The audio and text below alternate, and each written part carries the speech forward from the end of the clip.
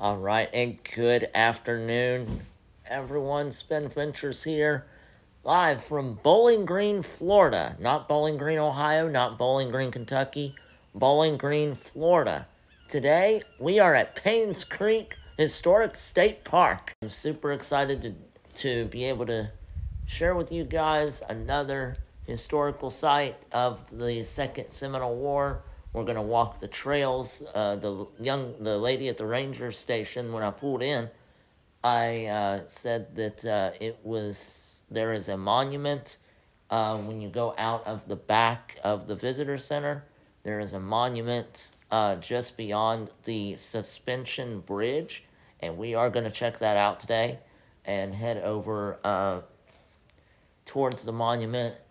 There is no more fort here. When there was, back in the 1800s, when the Second Seminole War took place, but it is no longer here. However, the lady did say that it was nothing grows there. When the fort was torn down or burnt down, nothing grows there anymore. No grass, no weeds, nothing grows at that site.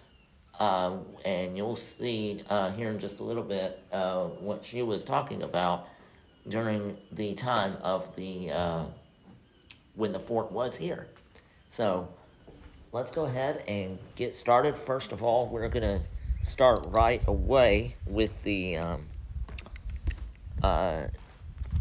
to not forget, subscribe to SpenVentures and drop a like on the video if you like historical sites, going to state parks, walking the trails, so on and so forth. Paynes Creek State Park came about, was shaped by fire.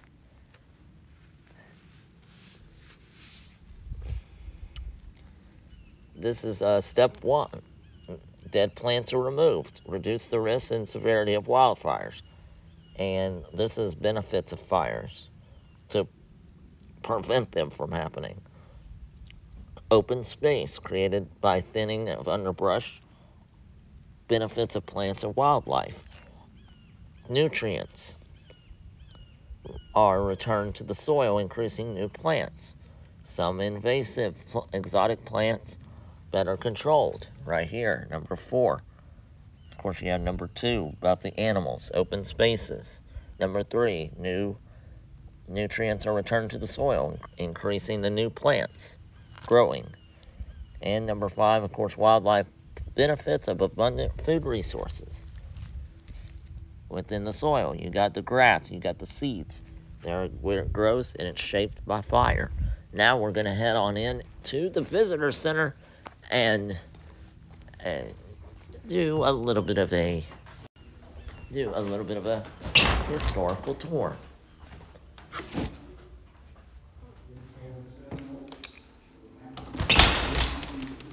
We have arrived. There's a video going on right now, but scope around. That's the theater as well.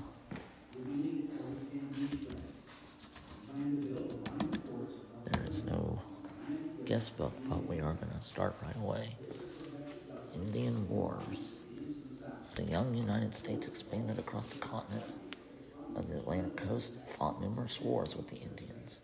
In Florida, there were 3 wars that waged against the Seminoles. The First Seminole War of 1816-1818, Second Seminole War, 1835-1842, and then the third one, 1855-1858.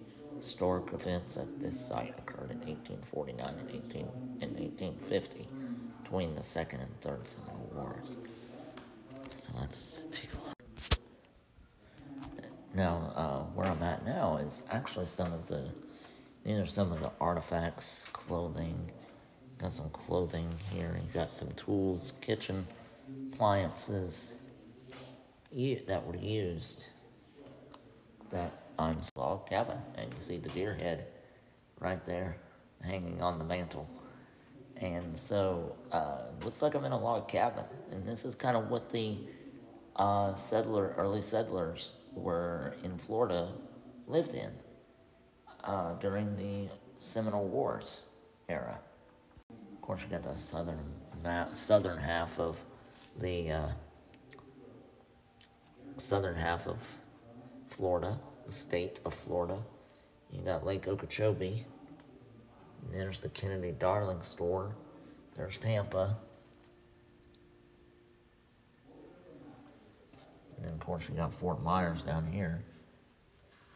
Following the Second Seminole War, the Indians were confined to a reservation. In spring of 1849, the federal government established a store at the north boundary of the reservation. One purpose of the store was to establish a point where the Indians could easily be contacted whenever needed. To avoid potential conflict between settlers and Seminoles, an inland rather than coastal site was selected so that Indians coming to trade would not have to pass near settlements, which were located near the coast. So they provided the Indians were or the Seminoles were more inland, where the settlers were along the coast. As we move on into the next room, and you can see that some of the artwork here, there was a murder that took place. Here is this glass painting is a replica of what happened as looks like the Seminoles had broken into a settler's home and shot a man in the back of the head. It was on the evening of July 17th, 1849. Indians opened fire on 3 store clerks as they sat down to supper. George Payne is the one reading that and on the park state park website, that George Payne was the one that was shot and killed by Native Americans, Seminoles, while in a store on July 17th of 1849. And this happened when George Payne and Dempsey Whitten were killed instantly. And William McCullough was wounded in the left shoulder and quickly ran into the woods with his wife and child. So George Payne was shot and killed immediately along with Dempsey, Dempsey Whitten. As you can see, George Payne, that's where he's holding the back of his head because he was shot and he was killed instantly. So, and this was in a store. So you can see their goodies, just farm food goods on the shelves here. And also down here, looking at in the boxes of food items. So there's where that was. And then, of course, the chief of the Seminoles. The Seminoles in Florida were few, and their chief, Billy Bowlegs, wanted peace. He knew that the Indians could not win a war. The chief met with General David Twiggs, the commander of federal troops in Florida, and explained the trouble had been caused in renegade Indians. He turned 3 of the warriors over to the general, presented with him the hand of a 4th who had been killed trying to escape. So that is Chief Billy Bowlegs. In the Seminoles of 1849, it was during the Second Seminole War, some 3,000 Indians were removed from Florida by various means. When hostilities were declared to be at an end in 1842, the remaining Seminoles were granted the use of 2.5 million acre hunting and planting reserve in southern Florida. The 400 Indian men and women and children lived scattered villages from Lake Kissimmee to the Big Cypress Swamp. They lived by hunting and farming and only sought contact with whites to trade. And a blueprint for victory. Look at all these forts that were set up. Fort Hammer, Fort Fort Greene, Fort Choka. Oh, that's the fort. That's here. And let's see. Chokanikla, Fort Chokanikla. There's Fort Clinch, Fort Meade, Fort Arbuncle, Fort Kissimmee, Fort Fenton, Fort Carp, Fort Drum, Fort Pierce. In there, Fort Jupiter, Fort Lauderdale, Fort Dallas. News of the murders at the store became known. Pioneer settlers in southern Florida fled their homes. Federal troops were rushed to Florida from as far away as Missouri as the government prepared for war. A U.S. force of 1,400 men outnumbered the known number of Seminole warriors 5-1. Strategy proposed by General Twiggs to defeat the Indians consisted of building a chain of frontier forts across Florida. The forts would confine the Indians to the south and serve as supply bases from which pursue and harass them until they surrendered. Twiggs told his superiors that a total of 4,150 men would be needed for his plan to work, almost one half of the U.S. Army at the time. Wow. Only about one half army had gone to prepare for war against the Indians. And the reason I kind of jumped was because this cannon was aimed right at me when I was reading the board. All right, so here is called about peace talks, where General Twiggs is trying to make peace with the Seminole Indians here at the fort. And the garrison routine, called peace talks, was briefly in valence when General Twiggs, commander of the federal forces in Florida, traveled to Fort Chokanikla to meet the chief of the Seminoles, Billy Bowlegs, January 1850, in an attempt to persuade him to immigrate with his tribe to the western United States. Although some Indians voluntarily left the state, a number retreated into the wilderness. Their reluctance to immigrate was best impressed by Asanhiwa, a trusted counselor of Billy Bowlegs. "We did not expect this talk. When you begun this new matter, I felt as if you had shot me. When a few bad men broke the law, a thing that can't be prevented among any people, did we not hasten to make an atonement? We have killed one of our people, and have brought 3 others to be killed by you, and we will bring the 5th. We have done justice, and we came here confident that you would be satisfied. I will not go, nor will our people.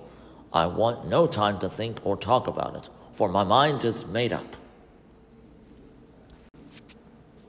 This here talks about the soldier's life. And it was during the military. Now they had a really hard life, knowing that they were constantly on guard. During the military campaign against the Seminoles, the soldiers' worst enemy was not the Indians, but boredom and illness. Life in the fort was a monumentous routine of drills, meals, and housekeeping chores that only consumed a part of the day, leaving men idle for a long period of time. Many soldiers spent their free moments drinking or gambling, which often resulted in mischief. A poor diet, inadequate facilities, and germ-infested drinking water resulted in a rate of illness that sometimes reached 70%. Post-surgeon struggled with these problems as best he could and used the primitive methods of his day. Pick up the phone and hear the lament of the soldiers garrisoned at Fort Chokanikla. Ooh, let's see.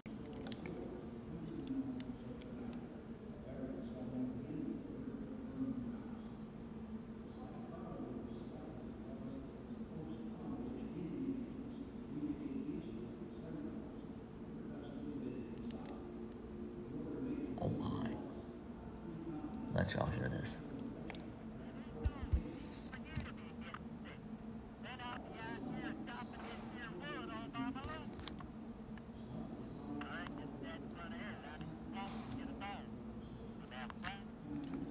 I don't know if y'all could hear that or not.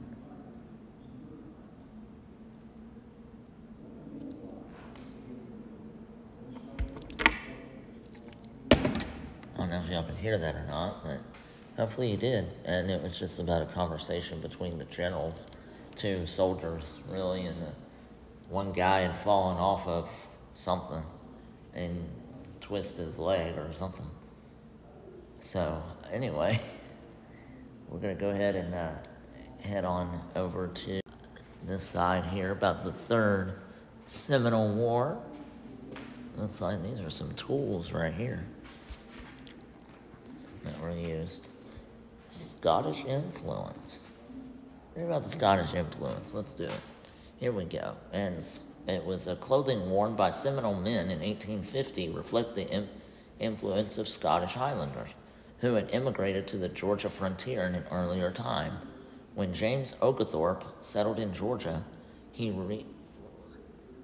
recruited many Scots for the hazardous work of building a colony. They were hardy men, formed into ready-made fighting units and able to defend themselves in guerrilla-style warfare of the frontier. The long shirt reaching the knee, decorated with bright colors, resembled the kilt. Highland bonnet styles were imitated by a wrapped turban completed with ostrich plumes like Highlander soldiers at the time. Indian men began wearing one or more broad straps across the shoulder, carrying pouches were decorated with tassels like the Scottish sporran.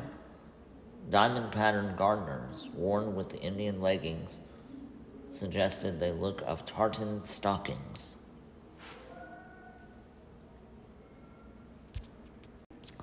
By the time we got to the Third Seminole War, bad feelings between Indians and whites continued to simmer, finally erupting into conflict on December 20th of 1855. On that day, a military patrol began exploring the Big Cypress Swamp was attacked by 30 Indians, led by Billy Bowlegs. The patrol had visited Bowlegs' deserted village 2 days before. Bowlegs was angered to discover that the soldiers had destroyed his banana plants and carried away several bunches of bananas. This final war with the Seminoles lasted almost 2.5 years. Seminoles fought, typically in a series of hit-and-run raids, while trying to avoid their foes. A mixture of army regulars, militiamen, and bounty hunters who were paid for any Indians they could capture. On foot, horseback, by boat, dugout canoe, the Seminoles were relentlessly pursued into deepest mangrove and cypress swamps. Most of them, 38 warriors and 85 women and children, surrendered and agreed to leave Florida in May of 1858. The military commander in Florida declared the war had ended. All right, so now we're going to go to what was the fort site.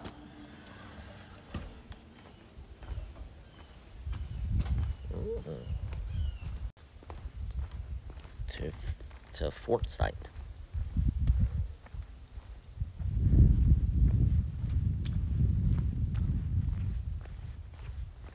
She said that nothing grows there. So I'm guessing it's this way. On the way to the trail. This is glad I wore shoes. Comfortable shoes. So we got something. The scrub community. The white sand and dense growth of small oaks identify this area as scrub community.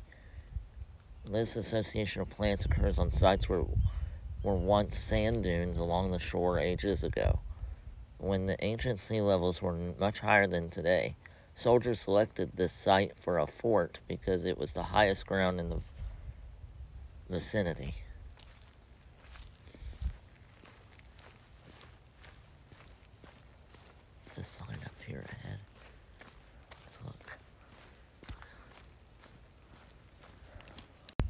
All right, so this would have been where the fort was. It would be right here.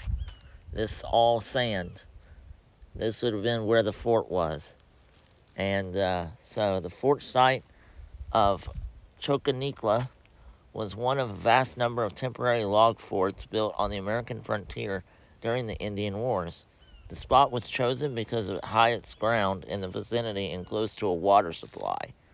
So this was the fort site right here. And like I was saying before, that the lady at the ranger station was a she had said that nothing grows here on this fort site.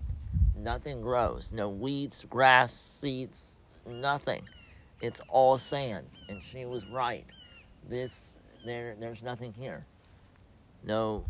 And she said it was very odd and strange that nothing grows here. It's all just sand like you find at the beach. The archaeological investigations, a team of archaeologists conducted investigations at this site in 1982. One of the digs produced evidence that a wooden building, probably a blockhouse, stood here.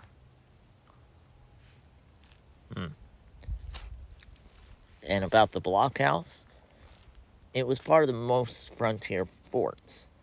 The overhanging upper story had gun ports in the floor. This prevented an enemy from rushing the building and sheltering against the walls.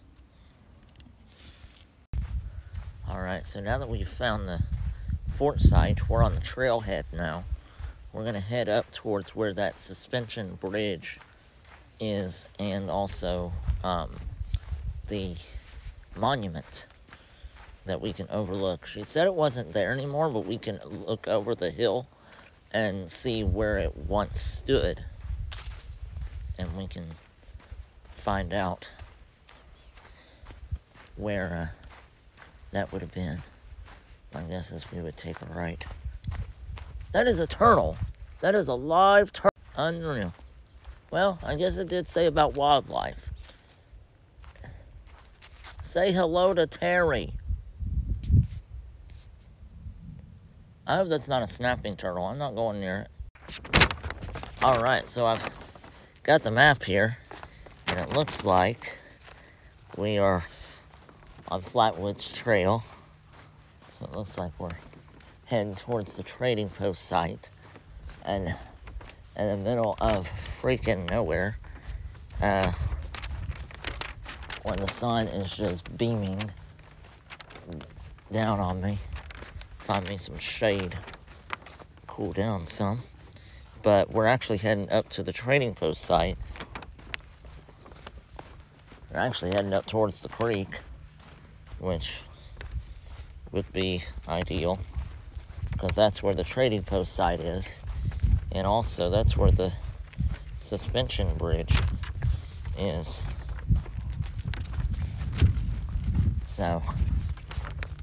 So we're just making our way towards the trading post now, up near the creek, which is a long way. Not a very long walk to the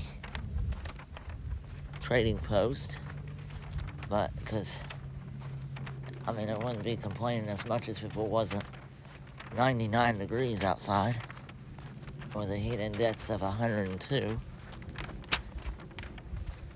But other than that, quite warm. Behold, the trading post, right there.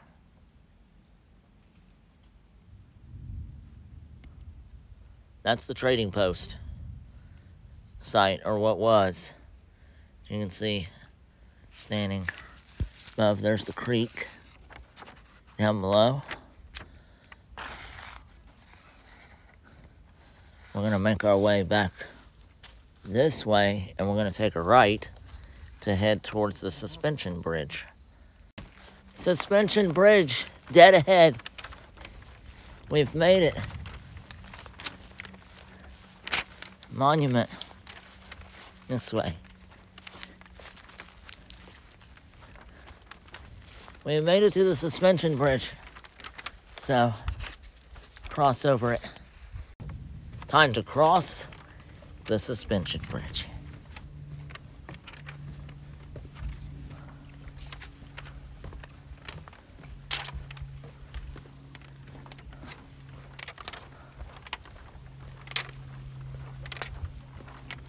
Oh my, it does shake a little bit. Ooh. But these are strong power cables. And I don't weigh but 87 pounds. So I think I'm pretty good. So we cross over the bridge right here. We're going to cross the bridge, head towards the monument.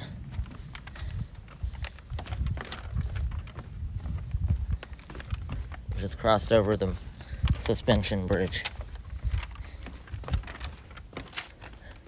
And now we head towards the monument. Monument, dead ahead, in the middle of this plain woods. So, this was, this monument was dedicated to the Seminole. Or it says anything on the back. Yep, to the memory of George Payne, age 32. Native of Cornwall, Connecticut. Also, Dudley Whitten.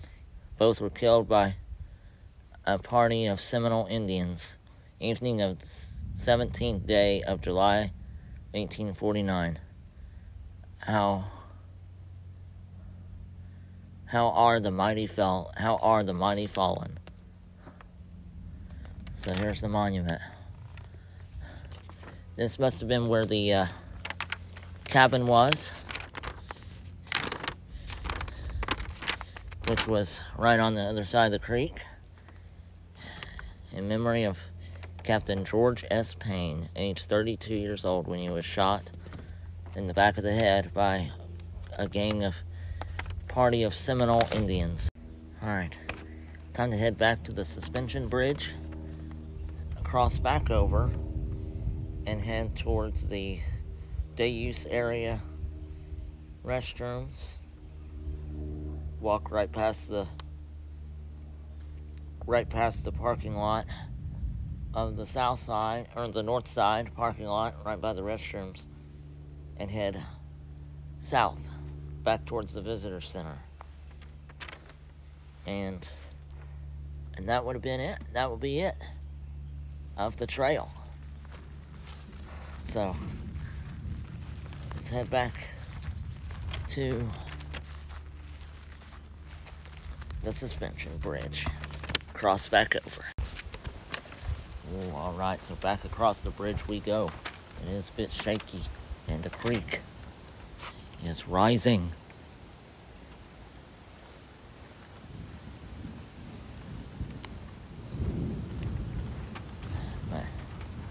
Back across the suspension bridge. We'll make our way through the day to the day use only, as the storm clouds rotate around us, trying to make it back to the car before it begins to downpour, and I'm in the middle of the woods. Uh-oh. Okay. Thank you all for joining me here on this SpenVenture at Paynes Creek Historic State Park. So much fun and a lot of history going on during the Seminole Wars that took place here, and talking about, of course, Payne, the guy who was shot in the back of the head by a party of Seminole Indians who raided the general store on July 17th, and through the visitor center, walking across the suspension bridge, going to see the monument where Payne was laid to rest. George S Payne was laid to rest, and the trading post along the across the creek on the other side on top of the hill. But overall, a great SpenVenture. Don't forget to subscribe to SpenVenture. Drop a like on this video. Comments down below any state parks that you've been to, historical sites, wars that took place in the area, and comments down below. And yeah, so much fun here. I've already got the videos from yesterday uploaded on my channel. Go ahead and check it out. I'll put a link in the description. Also, we'll be right back at it next weekend. Next Saturday, we'll be at Busch Gardens for a day of fun with some friends of mine and their kids. So we'll have a great time. I'm not sure how much I'm going to film on that at the park, but I'm going to hurry up and get off here because it's about to storm. And there was just lightning. I just saw it. So I'm about to hurry up and get out of here, head home, and relax for the rest of the day, get ready for work tomorrow. Again, subscribe to SpenVentures. I got the channel link.